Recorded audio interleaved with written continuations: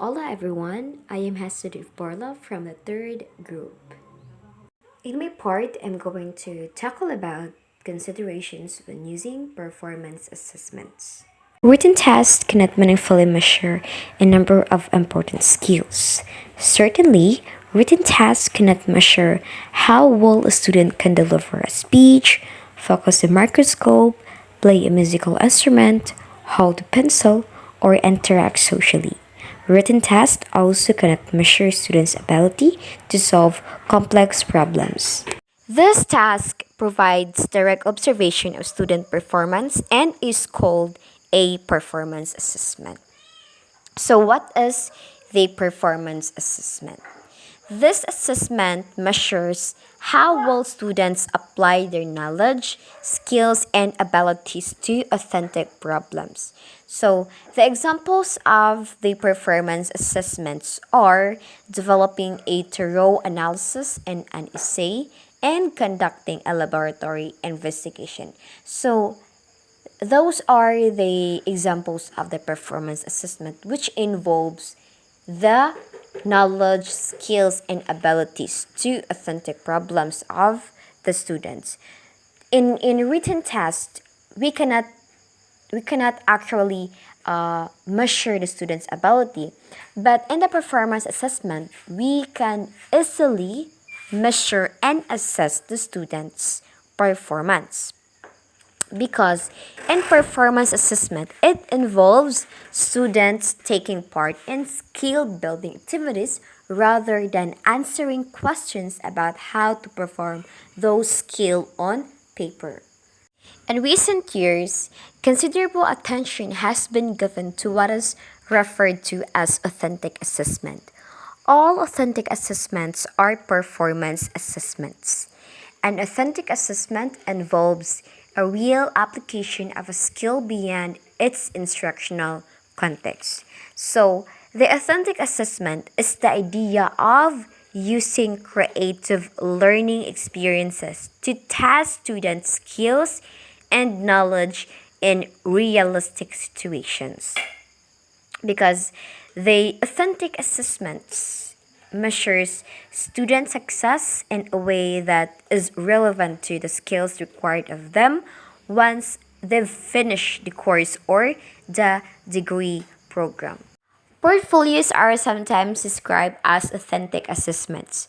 For our purposes, we recognize that portfolios typically include the products of authentic assessments, but often include other materials such as annotations written by the student or teacher, paper and pencil tests, and other items that help document student progress. Characteristic of performance assessments. Specifying the characteristic of performance assessment depends in part on deciding exactly what a performance assessment is. The qualities associated with written formats such as multiple choice and essay are more established.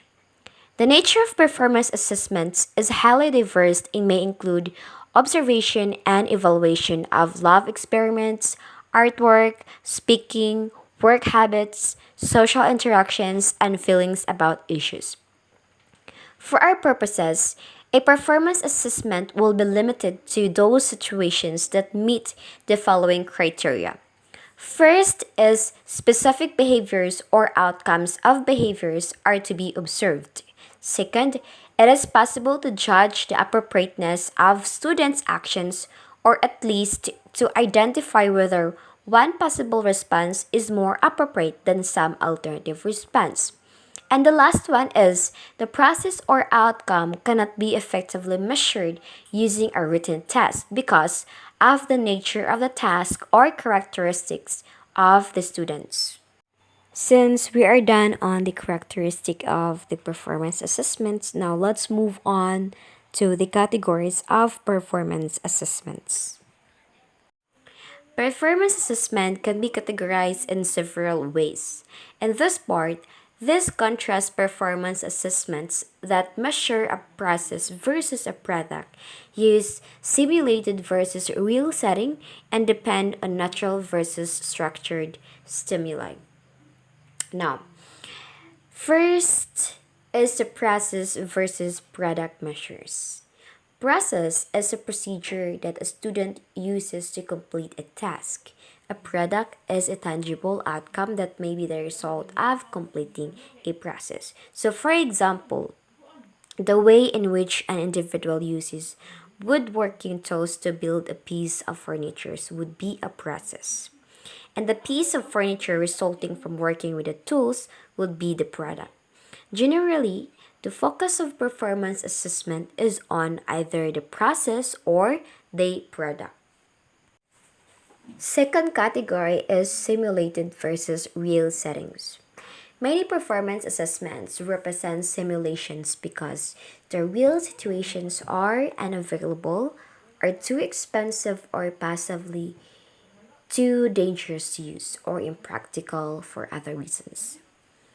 Some simulations are so realistic that they unquestionably represent adequate substitutes for the real setting. Like, for example, sophisticated flight simulators train examine new pilots so thoroughly that the student pilot can safely pilot basic aircraft solo without prior in flight experience. So, in the performance assessments in the classroom often depend on simulations. The realism of the simulations may represent an important quality of the performance assessment or may represent nothing more than superficial appearance. The third category is natural versus structured stimuli. A stimulus is natural when it occurs without the intervention of the observer. For instance, a student's social skills are typically evaluated without prompts. In some situations, however, a stimulus may be structured to ensure that the behavior being evaluated occurs in a particular setting. So, like for example, the structured stimuli include asking a student to prepare and deliver a speech or perform a lab experiment or read aloud a passage. And the last category is natural stimuli. So it facilitates observation of typical performance, whereas structured stimuli tend to elicit maximum performance. So the natural stimuli are preferred for assessing personality traits, work habits, and willingness to follow prescribed procedures such as safety rules. And so the structured stimuli are needed to determine how well a student can hold a pencil, write a paper, play a musical instrument, or perform other tasks. And using the performance assessment, we need to consider the advantages of the performance assessment. The most significant advantage of performance assessment is that they allow the evaluation of skills that cannot be assessed by written tests. As we have noted, many skills fall into this category simply because they rely heavily on motor skills, such as skills are involved in speech, writing, foreign language, science labs, music, art, and sports.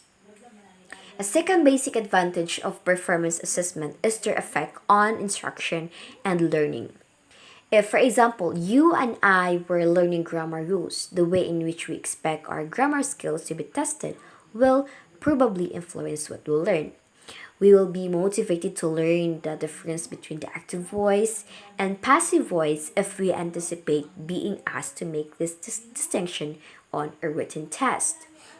And the third disadvantage is the performance assessment can be used to evaluate the process as well as the product, whereas written test and portfolio assessment focus on the product that results from performing the task. The focus of a performance assessment is often on the process a student uses to get to that product. Now, let's move on to the next, which is the limitations of the performance assessment. So, the first limitation of the performance assessments is the considerable amount of time they require to administer. Although written tests are usually administered simultaneously to an entire class, performance assessments often must be administered to one student or to small groups of students. And second limitation of performance assessments is that the student responses often cannot be scored later. In particular, when a process rather than a product is being assessed, the observer has to score or record events as they happen. If a pertinent behavior goes unobserved, it goes unmeasured. And the third limitation pertains to scoring, like that of essay tests. The scoring of performance assessments is susceptible to rate error. Biased expectations and inconsistent standards can easily cause teachers to interpret the same observation differently. As with essay tests, this problem can be controlled by developing a careful scoring plan. And then the last or the fourth limitation involves the inconsistencies in performance on alternative skills within the same domain. The performance often does not generalize across alternative skills of a domain. The way to resolve this problem is to observe the student performing each task. And then we are going to identify the authentic task. So, in performance assessments, should focus on authentic task. And here are the qualities that make a task authentic. So, the first is a task is an actual performance outcome that students are to achieve through your class. The task is not a convenient substitute of that performance or an indirect indication that students have achieved that performance. The second is the task requires students to draw on previously learned knowledge. Third, the task clearly involves important themes and ideas associated with the content being taught. And then the last is the task involves a real world application of the content being taught by the teacher. And also their action to take before creating a performance assessment. First is you are going to determine whether the assessment will focus on process or product.